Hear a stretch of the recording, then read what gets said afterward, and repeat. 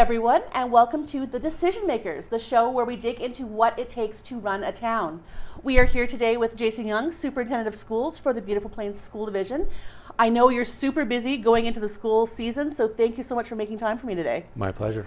The first thing I want to do is actually just ask you, what is your role? What does a superintendent of schools actually do? Yeah, okay, no, that's a good start. So I would say it's tough to fit that job description into a box, as it is with most jobs, but if I were to say kind of the big umbrella of what my job is, the overarching theme is I'm responsible for the overall organization, implementation and operation of the school division. If you look at my actual job description, it's kind of broken into 6 parts. So I'll quickly review those and give you kind of the highlights of that. But the first area is leadership and division culture. So obviously that entails planning both short-term and long-term for our school division and the needs of our community and our kids. The second component to that is human resource management. So that piece entails things like ensuring we hire and have all the staff hired we need, which we have about 275 full-time employees. That the board sets the budget for that, and then my job is to make sure that happens. Policy and governance. So that's to recommend policies, draft policies for our board for consideration. The actual policies that are implemented in our school division are determined by the board. But I stay on top of that, give that to our board. They pass policies, and then my job is to implement those policies. The fourth component is the organizational management. And really the main part of that is kind of the budgetary piece. So working with our secretary treasurer on setting up a budget that we then present to the board for their consideration. And then once they approve a budget, our job to ensure that's carried out through the next school year.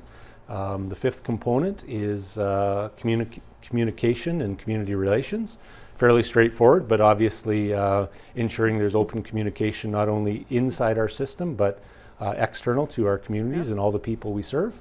And the final component is curriculum planning and development, and I work closely with our principals and our assistant superintendent on ensuring that we have the programming we need in place for our kids. And then, as with any good job description, because I do report to a board of trustees, other duties as assigned is part of that as well. So it always tacked on the bottom there. It is, for sure. Yeah. So how did you get into doing this? Did you come up through education or more through the administration side and management side? Yeah, so I'll back up a little further, and then I'll come to what led me to the role of superintendent. So I was born and raised in Minnedosa, so just 20 minutes down the road. I was a farm boy there. Graduated high school from Minnedosa Collegiate. Went to Brandon University, took a couple degrees there. I graduated from my second degree in 1995. So my first degree, I had a major in business and a double minor in mathematics and geography. And to be honest, my intent when I was younger was never to go into education. My intent was to be a commercial airline pilot. Okay, so that's a long ways apart. That's a long ways apart. So I got my pilot's license when I was 16, my private pilot's license, and you can't actually physically get it till you're 17, so I had that. But I wanted to get a degree under my belt, so I went to school. And the one thing that I've kind of always enjoyed my entire life is watching people develop, watching people grow, and watching people kind of reach that next level of potential. And so as time went by there's probably no better field to be in than education. No doubt. To do that. So when I graduated with my education degree, I was hired in Beautiful Plains. So I'm entering year 26 with Beautiful Plains School Division. I'm entering year 13 as the superintendent. And during that time, I've been a classroom teacher, I've been a counselor, I've been a school administrator, and that led into the role of superintendent. And 13 years there now. This is, I'm entering my 13th year as superintendent. Wow. Yeah. So what kind of changes have you seen over those 13 years? COVID aside, what kind of changes have you seen over those 13 years? The changes, or 12 years, 13 years. The changes have been immense, and not just in our school division, but in society in general. And before we start every year, I do a work plan about kind of the plans ahead for our board of trustees, and I always take time to reflect on where we've came from. So, I was just thinking about that a little bit last week and thinking about things when I came into the role. We had dial-up internet as an example. Very few devices. We had devices, kind of a lab here and there, and a computer on every teacher's desk, but not a lot more than that. So just the area of technology is a prime example. We have a full fiber network that we've had in place now. We have about 1,500 devices in our school division. And so that's one area. Obviously, the growth in the communities that we serve has been another big area.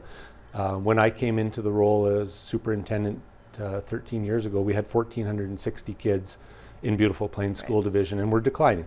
And since that time, we're up over 2,100 kids now, and the population of our Nipawin schools alone is nearing what our population of our school division was prior. So we've seen lots of changes with technology, with our size, and then just kind of the evolution of society and the expectations placed on school divisions. I know in my 26 years in the field of education, the norm. Lots of our families are both working now, and so there's different expectations on school divisions for sure. Yeah. It sounds like from those numbers, and I haven't done the math because I don't have a minor in math, the increase in the schools might actually be larger than the growth in the community even.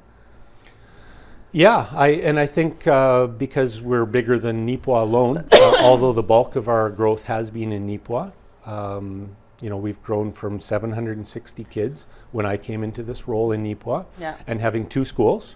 Hazel M. Kellington was an elementary school that had about 370 kids. Nipawin Collegiate was a 7 to 12 school that had about 390 kids. And now we're pushing 1,400 in Nipawin with 3 schools. So Kellington's being realigned to a K to 4. Then we have the new Nipawin Middle School, and obviously Nipawin Collegiate, a 9 to 12. But on top of that, we have 7 colony schools in our division. They have about 300 kids on those colonies now, and we've seen a growth there. We're starting to see some growth in our Carberry schools again after they plateaued for several years. And then even our 2 small schools, Brookdale and J.M. Young out in Eden, prior to me becoming superintendent, we saw a fairly steady decline in those schools.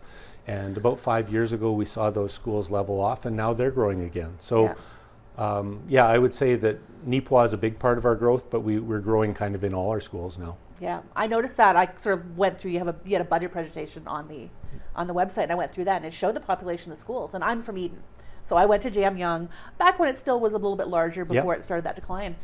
And I think at a certain point, it was on the cusp of, does this school stay open? Does it not? And so it was really interesting to see those numbers increase. Is that, you think, for the same reasons as Nipawin, the immigration, the growth here, or is something else happening in the outlying areas?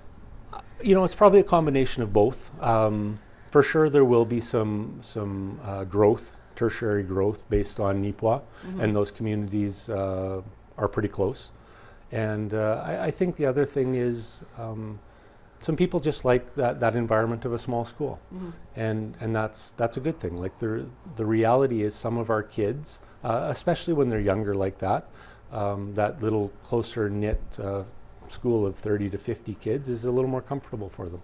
So we do have some kids that their families feel that's a better fit for their kids and choose to go to our smaller schools. And in the division, people can choose which school they go to, is that right? Yeah, so Choice of Schools is open not only within our division, but outside to our division. So our first priority is meeting the needs of the kids that are in that catchment area. The second priority is meeting the needs of the kids in our division, and then that's when we look external to kids coming in from other divisions. We've had the luxury, especially in those small schools, to if a family wants their kids to go to a smaller school, we have room, we have space, and we can honor that. So yeah, they do have for sure some choice. There are some stipulations in place about where that doesn't work, but for the most part, they have a lot of choice. Yeah, I think probably around busing might be an issue from time to time. Yeah, transportation can be an issue, space can be an issue. Some of our kids with exceptional needs, if we can't meet their needs in those schools, and it's going to be a huge financial barrier for the school division, that's another factor. So yeah, there are a few criteria in place. But still, I think the majority of people can really kind of go where they feel they fit best. Yes. So within the school division now, you are obviously overarching over all of these schools. How much independence do you have to make policy and to make choices Yeah, about so how it runs? Yeah. Yep. So policies in how our division runs, at least currently, and we know with Bill 64 and all that surfacing a couple years ago, some of that may have changed. But with that being kind of put to the side for now, at least, our school board decides our policies. So those are determined kind of locally, and our school board's obviously elected officials that represent our communities. So we have a lot of autonomy in that regards. When it comes to curriculum, that's set provincially. So Department of Education sets the curriculum for Manitoba. So we don't have as much autonomy necessarily in what's taught in our school division. We have a lot of autonomy in how it's taught in our school division. But as far as policy on how we run our school division and how we spend our money and where we allocate resources, there's quite a bit of autonomy. And so do you find that, are we similar to other divisions? Are we different? Do we have unique needs in this area? Yeah, no, I think for sure there's unique needs, and I'll just highlight an example of that would be our English as an additional language population. Right. So it's an area, as we went through this this huge growth period over the last 10 years specifically, where we had to add resources to meet the needs of our kids and our population. Some other schools struggle with poverty. Some other schools, like our northern schools, Frontier School Division, transportation is a big issue. Right, of course. So yeah, no, we have unique needs, and thankfully we have the autonomy to address those needs locally. Do we find now the population in Neepawa schools, and this was a concern when we finally got the middle school, that we didn't have the capacity for these students. Are we kind of nearing that capacity again? Are we at that capacity? Yeah, I wouldn't say we're at it or in this state of panic at this point. But again, one of my roles, the board's role, is to look to the future, and we've started doing that obviously a couple years ago, because we know capacity will come to a time again when it's a challenge. And to plan a new school, to buy property, and then to actually build it is somewhere between a 5 and 7 year process. Yep. Once it's approved provincially. So because that funding comes from the province. So to answer your question directly, our schools, we have 9 portables still that are in the community of Neepawa. We have 4 that are on the site at Kellington. We have 5 that are on the middle school, high school site. And last year we had minimal use of those. Probably about 2 of those portables were in full-time use. And this year probably 8, if not all 9 of them, will be in full use again. So okay. Yeah, we recognize we're nearing that capacity. We do a 5-year capital plan to the province every year. And we have made the province very aware that we're exploring the need for more space yet again. Wow. And again, as you say, that's, probably 10 years down the road before we actually see that come to fruition in the town. Yeah, hopefully not 10 years. I think one of our challenges as a school division with, as most small rural school divisions are, is our schools aren't built, 5 miles out of town where there's lots of space. If you look at Kellington, it's kind of landlocked, it's surrounded. If you look at Neepawa Middle School and the high school, although we know there's a new hospital being built and there's a couple acres there where the hospital currently exists, for us to build a full new 9 to 12 vocational type school, it takes about 16 acres. So we need a fairly big plot of land to build something like that. And the reality is adding portables takes away from fields and other spaces that we want for our kids to play. So absolutely, yeah. Yeah, we're looking bigger than just adding a bunch of portables, clearly. Long-term vision probably would be to realign grades yet again and build another facility and make sure that our kids have the space and the facilities they need to be kids, and get the needs they have. Yeah, and of course there are some other schools in the division that are not at capacity, that are outside of Neepawa. That Yeah, and you know what? So I think that's part of our job. Some of those solutions are short-term solutions and things we always have to consider. But if I go back to when we were first talking about building Neepawa Middle School. We know that the public question, some of the public question, some of those things, like why aren't you busing kids out to these two outlying schools that do have some space, and they still do have some space. But the reality is, when we've grown from 760 kids to 1,400 kids, if we hadn't planned with a bigger vision in mind than just filling those schools, we would be in the same conundrum. Absolutely. You know, we could have accommodated 100 kids, but we had to accommodate, 600 kids. Yeah. So far. So far, yeah. Yeah. So I think, and the question was always about, well, what if something happens with High Life, or what if, like all the what ifs. Yeah.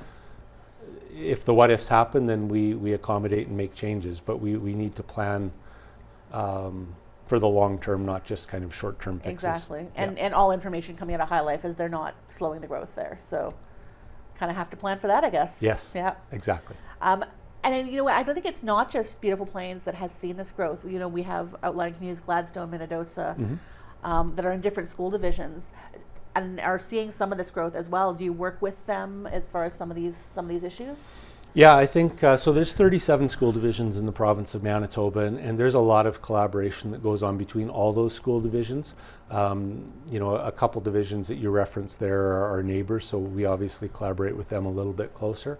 But MAS is my professional organization. That's Manitoba Association of School Superintendents. There's an executive there. I sit on that executive. We collaborate lots. Manitoba Teachers Society is the teachers union, another big group that we collaborate with, Manitoba School Boards Association, and then groups like the Southwest Superintendents, which is the 8 school divisions that make up kind of the Southwest region. Okay. We meet separately and talk about some of our challenges and needs and problem solve on how to get past those. And even things like programming. Staffing is a challenge, so we collaborate with our neighbors on shared positions and some of those things where, maybe we aren't big enough to offer a full-time position, but maybe with us in Rolling River or us in Pine Creek, we are. Yeah. So yeah, there's regular communication at multiple levels, the superintendents, the boards, between neighboring divisions for sure. Absolutely. And the province, I realize you explained, kind of has control over the curriculum. Does that include things like, our wood shop and things like that? Is that included in that curriculum, or is that something that we develop sort of internally? Yeah, so the programs that we choose to offer for our kids are local decisions.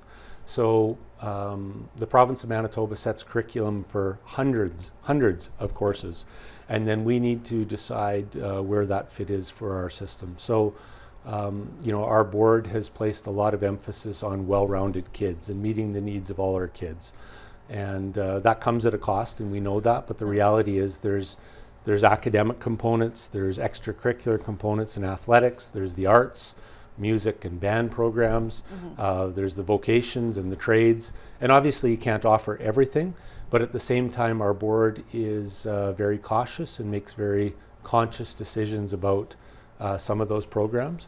So things that you mentioned there, like our industrial arts program, our power mechanics program, those are local decisions made by our school board about offering those programs.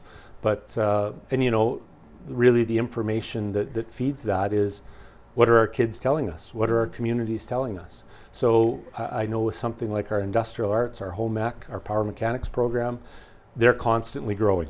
Our kids are telling us, one, they're interested, and two, there's a need there. Our apprenticeship program continues to grow. And so we know there's a demand in the trades. And if we can give our students kind of that one up where they can go to our school, train for a trade, get some credits, and work within our communities and do some learning with our local businesses, fantastic. That's a win-win for everybody. Is there anything kind of on the horizon in that area right now that we haven't seen yet, that are sort of people are asking for that might be coming? Yeah, you spoke of growth and kind of where we see our next real need. Vocational training is a big one. And the reality to get into a true vocational program, the closest are Crocus Plains and Brandon runs a true vocational school. And then up in Dauphin, there's a true vocational school. So you can see there's quite a void there between those. That's the distance, yeah. It's a huge distance. So It's an area we see growing. We know that even with the new hospital, things like trades will be in demand. Oh, absolutely, yeah. We know with the capital projects we do in our school division, the trades are in demand. So Yeah. it's an area that we as a school division know we need to grow and continue to, if we can train some people there and keep some of our kids locally, helping our communities and helping out our trades, that'd be a fantastic thing. Yeah, I know in past years, one of the problems of a small community has been, you train these young people and then leave the community and they don't come back. Mm-hmm. And I think maybe moving in that direction, these vocationals, these trades, I think you're right, does sort of keep people in the community longer, keep them doing their, even post-secondary in the area. Yeah. So we play a big role in that, obviously, of supporting those programs. And to be honest, our businesses, our local businesses, and when I say local, I'm not just talking about Neepawa, but Carberry and even Brandon, they've been fantastic in working with us in, for the reality is for some of our kids, the regular classroom and academic programming isn't their passion. Being carpenters and being electricians and being plumbers and being all those things is their passion. Yeah. And our local businesses have been fantastic in working with us, supporting our kids, and because we know, that's a risk for them. They're giving of their time, their energy to train people, and to your point, there's always the risk they'll leave. But if we can do a good job of training kids and they find that passion, they find a good workplace, some of them are staying, and that's a good thing. I know some of the people I've talked to in different areas have noted that we are on a trajectory to be the city of Neepawa. And I think that does change things as far as keeping people here and having the resources to keep them here.